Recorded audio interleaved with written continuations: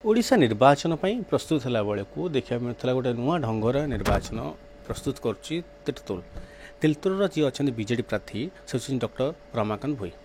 Youth ମାନଙ୍କର face କହିଲେ ଅତ୍ୟୁକ୍ତି ହେବ ନାହିଁ। ଆମେ ଶୁଣିଥିଲୁ ସେ ଲୋକଙ୍କ ସହିତ ଆଜି ସ୍ୱତନ୍ତ୍ର ସାକ୍ଷାତକାର ଆପଣମାନଙ୍କ ପାଇଁ। ସାର୍ ନମସ୍କାର। ନମସ୍କାର। ୟୁଥ୍ ମାନଙ୍କର ପସନ୍ଦ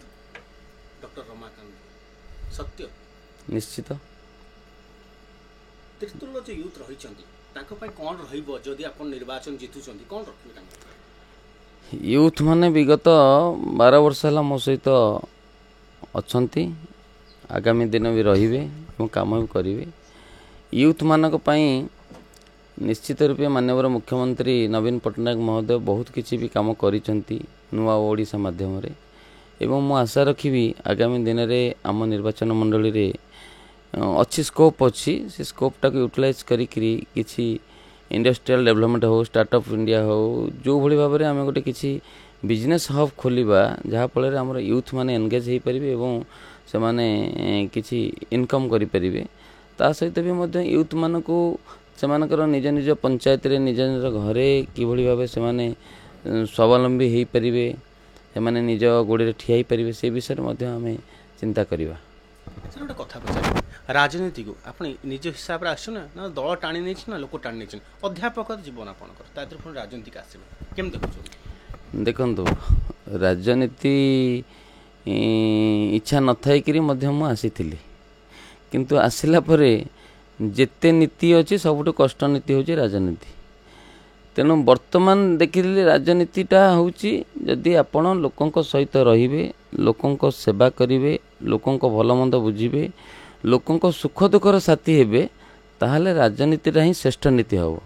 ତେଣୁ ଆଜିର ଦିନରେ ମୁଁ ଦୀର୍ଘ 12 ବର୍ଷ ହେଲା ତିର୍ତ୍ତୋଲ ନିର୍ବାଚନ ମଣ୍ଡଳୀର ସାଧାରଣ ଜନତାଙ୍କ ସହିତ ଅଛି ଏବଂ ସାଧାରଣ ଜନତା ବି ମଧ୍ୟ ତା'ର ବଦଳରେ ମୋତେ ବହୁତ ବଡ଼ ଆୱାର୍ଡ଼ ଦେଇଛନ୍ତି, ଯେ କି ମୁଁ ବିଗତ ଇଲେକ୍ସନରେ ପାଖାପାଖି ମୁଁ 53,581 ଖଣ୍ଡ ଭୋଟ୍ ପାଇଥିଲି। ତେଣୁ ଏହା ମୋ ପାଇଁ ଗୋଟେ ବଡ଼ ଆଶୀର୍ବାଦ ଥିଲା ଏବଂ ସେଇଟାକୁ ବେସ୍ କରିକିରି ଆଜିର ଦିନରେ ମୁଁ ବିଜୁ ଜନତା ଦଳରେ ପାଖାପାଖି 4 ବର୍ଷ କାମ କରିଛି। Same tendency, same frequency, same ଲାଇନ୍ରେ ଲୋକମାନଙ୍କ ପାଖକୁ ଯିବା, ଲୋକମାନଙ୍କ ଭଲ ମନ୍ଦ ବୁଝିବା, ଲୋକମାନଙ୍କ ସୁଖ ଦୁଃଖର ସାଥୀ ହେବା ଏବଂ ଯେତେ ପାରୁ ପର୍ଯ୍ୟନ୍ତ ମୋର ଚେଷ୍ଟା କରିବା କଥା ମୁଁ କରିଛି। ତା ବଦଳରେ ଆଜି ମାନ୍ୟବର ମୁଖ୍ୟମନ୍ତ୍ରୀ ନବୀନ ପଟ୍ଟନାୟକ ମହୋଦୟ ମୋତେ ଆଶୀର୍ବାଦ କରିଛନ୍ତି ତିର୍ତ୍ତୋଲ ନିର୍ବାଚନ ମଣ୍ଡଳୀର ସେବା କରିବା ପାଇଁ, ଏବଂ ତାଠୁ ବଡ଼ କଥା ହେଉଛି ତିର୍ତ୍ତୋଲ ନିର୍ବାଚନ ମଣ୍ଡଳୀର ସାଧାରଣ ଜନତା ବି ମୋତେ ଗୋଟେ ବଡ଼ ଆଶୀର୍ବାଦ ଦେଇଛନ୍ତି, ଯାହାଫଳରେ ମୁଁ ଆଜି ଏ ଜାଗାରେ ପହଞ୍ଚି ପାରିଛି। ଯଦି କହିବା ନିର୍ବାଚନ ପାଇଁ ଜିତୁଛନ୍ତି, ବିଧାୟକ ହେଉଛନ୍ତି, ଶିକ୍ଷା, ସ୍ୱାସ୍ଥ୍ୟ ଆଉ ଗମନାଗମନ କ'ଣ ସୁବିଧା ସବୁ କରିବେ ତିର୍ତ୍ତୋଲ? ନାଇଁ, ଆପଣମାନେ ତ ଜାଣିଥିବେ ମାନ୍ୟବର ମୁଖ୍ୟମନ୍ତ୍ରୀ ଅଲରେଡ଼ି ଯାହା ଯାହା ଡେଭଲପମେଣ୍ଟ କରିଛନ୍ତି। ମୋର ନିର୍ବାଚନ ମଣ୍ଡଳୀ କଥା କହୁଛି, ଆଜିର ଦିନରେ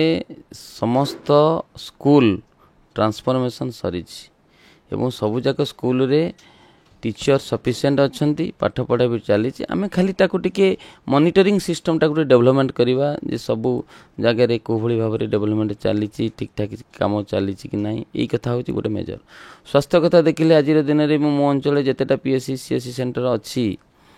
ପାଖାପାଖି ସେ ସବୁଯାକ ଟ୍ରାନ୍ସଫର୍ମେସନ୍ ହୋଇଯାଇଛି ଏବଂ ବହୁତ ୱେଲ୍ ଡେଭଲପ୍ ଏବଂ ସଫିସିଏଣ୍ଟ ଡକ୍ଟର ଅଛନ୍ତି। ଗମନାଗମନ କଥା କହିଲେ ଯଦି ମୋ ନିର୍ବାଚନ ମଣ୍ଡଳୀ କଥା କହିବ, ମୋ ନିର୍ବାଚନ ମଣ୍ଡଳୀରେ ପାଖାପାଖି 3ଟାରୁ 4ଟା ନଦୀ ପ୍ରବାହିତ ହେଉଛି। ଆପଣଙ୍କର କାଠଯୋଡ଼ି ହେଉ, ଆପଣଙ୍କର ଦେବୀ ନଦୀ ହେଉ, ବିଲୁଆଖାଇ ହେଉ, ମହାନଦୀ ହେଉ, ସେ ସବୁଯାକ ନଦୀକୁ ଆମେ ଗମନାଗମନ ପାଇଁ ମାନ୍ୟବର ମୁଖ୍ୟମନ୍ତ୍ରୀ ବ୍ରିଜ୍ ବନେଇ ଦେଇଛନ୍ତି। ପାଖାପାଖି 10ଟା ବ୍ରିଜ୍ ଆମ ଅଞ୍ଚଳରେ, ମୋ ଅଞ୍ଚଳରେ ବନା ହେଇଛି। ସେଇଭଳି ଭାବରେ ଶିକ୍ଷା ଗଲା, ସ୍ୱାସ୍ଥ୍ୟ ଗଲା, ଗମନାଗମନ ଗଲା ଏବଂ ମନ୍ଦିର ଯେତେ ସବୁ ମୋ ମା ଶାରଳା ମନ୍ଦିର ହେଉ, ବାବା ଗୋରେଖନାଥ ମନ୍ଦିର ହେଉ, ଧ୍ୟାନକୁଦ ମନ୍ଦିର ହେଉ, ଏଇ ଗୁଡ଼ାକ ବି ମଧ୍ୟ ବର୍ତ୍ତମାନ ଏସବୁ ମନ୍ଦିର ବି ମଧ୍ୟ ମାନ୍ୟବର ମୁଖ୍ୟମନ୍ତ୍ରୀଙ୍କ ଆଶୀର୍ବାଦରୁ ବହୁତ ବଡ଼ ଡେଭଲପମେଣ୍ଟ କାର୍ଯ୍ୟକ୍ରମ ବି ଚାଲିଛି। ସେଇଭଳି ଭାବରେ ଏ ନିର୍ବାଚନ ମଣ୍ଡଳୀରେ ବହୁତ କାମ ହେଇଛି, ଆଗକୁ ହେବ। ତେଣୁ ଆ ପାଇଁ ମଧ୍ୟ ଆମେ ସମସ୍ତେ ସଦାବେଳେ ଚେଷ୍ଟିତ ରହିବା। ଯଦି କହିବା କୃଷକମାନଙ୍କ ପାଇଁ କୋଲ୍ଡ ଷ୍ଟୋରେଜ୍ କଥା କହିବା, ଚାଷର ଉନ୍ନତିକରଣ କ'ଣ ଆପଣ କିଛି ନୂଆ ଆଣିପାରିବେ? ନିଶ୍ଚିତ ରୂପେ ଚାଷର ଉନ୍ନତିକରଣ ପାଇଁ ଆମେ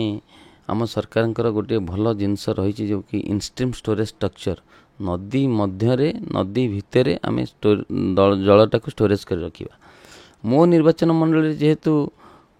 नदी महानदी आपणकर देवी नदी बिलुआखाई नदी प्रभावित होउची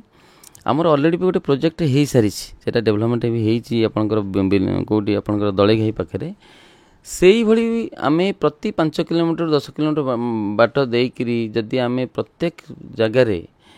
इंस्टेंट स्टोरेज स्ट्रक्चर कॉन्सेप्ट रखिबा बन्या जितेबाला आसूची वर्षा दिन जो जल प्रभावित होकर समुद्र में मिसी जाऊँगी एटलिस्ट से जल को आम स्टोरेज कर रखिपारे आमर 3-4टा जिनस फायदा हम एक कृषक मैंने कृषि करें द्वितीयत कथा हूँ भूतल जलर जो लेवलटा स्तरटा ठीक मेंटेन ही रहिबो दरकार हेले लोक मैंने माछ चाष भी करें सी गोटे जीविका कर नहीं पारे ये हूँ गोटे कनसेप्ट आउ गोटे कनसेप्ट हूँ आमर तीर्तोल निर्वाचन मंडल बिरिड़ी आरंभ करी तीर्तोल शेष पर्यंत पटिल कटरा पर्यंत गोटे हंसुआ नई प्रभावित होती हंसुआ नईटा आज दिन में जहाँ जो भाई अच्छी सेटा आमर लक्ष्य रही प्रॉपर खनन करी दी साइड बाउंड्री वाल करा एवं सिटी भी मध्य सेम कॉन्सेप्ट रे इंस्टेंट स्टोरेज स्ट्रक्चर जो कॉन्सेप्ट अच्छी से माध्यम आमे 1 किलोमीटर अंतर रे आमे सिटी जलटा को स्टॉक करके रखिबो बन्या जल को आम स्टॉक कर रखिले से अंचल देकी जेते चाष जमी अच्छी कृषक भाई मानकर मन में हस फुटब एवं से माने चाषबास आरंभ कर सबकि करें एवं जिते बड़े वर्षा जल जो भाई भाव में चाष जमी को नष्ट कर ये गोटे मोर गोटे बड़ विजन रही निश्चित रूप आम से विषय माननीय मुख्यमंत्री चिंता करेंगे आम भी चिंता करूँ इलेक्शन प्रचार केमती करेंगे लोक बाहर केमती पहुँचे कौन कहे जनता को तीर्तोल जनता वर्तमान दिन में टिकेट पाइबा ठारू आज पर्यंत मो पाखापाखि 50टा पंचायत कभर कर सारे लोक मान पाखे पहुँची एमती भी दीर्घ 12 वर्ष भितर मु गोटे पंचायत को मिनिमम 30 ରୁ 40 थर मुझे तेणु लोक मत भल कि चिन्ह जानी इलेक्शन जेहेतु आसी इलेक्शन समय मु 50टा पंचायत भी कभर कर सारे तापर एबे मिशन होची प्रति पंचायत को इंडिविजुअली कार्यकर्ता मान सहित कर्मी सम्मेलन करवा साधारण जनता पाखे पहुँचवा माननीय मुख्यमंत्री जहाँ जहाँ योजना अच्छी सेटा ठीक से पहुँचुची कि नहीं कौटी पहुँचला कौटी न पहुँचला कहार कौन समस्या अच्छी कौटी किसी डेवलपमेंट काम बाकी रही सबू जाक ताकू रिपोर्ट आकार लिखित आकार आणिकी एवं आगामी दिन में से भली कि कार्यक्रम कार्यकारी करवा से विषय में आम चिंता करवा बेसिक कथा हूँ आम जदि पब्लिक पाखे पहुँचवा लोक मान पाखे पहुँचवा लोक मान आमर माननीय मुख्यमंत्री योजना विषय बुझेवा एवं किए कि योजना पाई मु कभी तीर्तोल निर्वाचन में पाखापाखि 40 ରୁ 45 हजार साधारण जनता विभिन्न योजना पाई कालिया योजना हो बीएसके कार्ड हो भत्ता हो विभिन्न योजन से बेनिफिटेड होती तेणु आम से कथाटा नहीं पाखे पहुँचेवा जे आम सरकार